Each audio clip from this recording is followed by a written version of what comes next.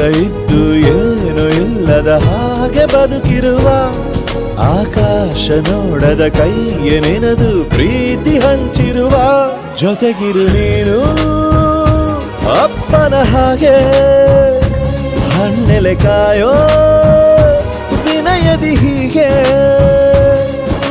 ನಿನ್ನನು ಪಡೆದ ನಾವು ಪುನೀತ ಬಾಳು ನಗು ನಗುತ್ತಾ ಬೊಂಬೆ ಹೇಳುತ್ತೈತೆ ಮತ್ತೆ ಹೇಳುತ್ತೈತೆ ನೀನೇ ರಾಜಕುಮಾರ.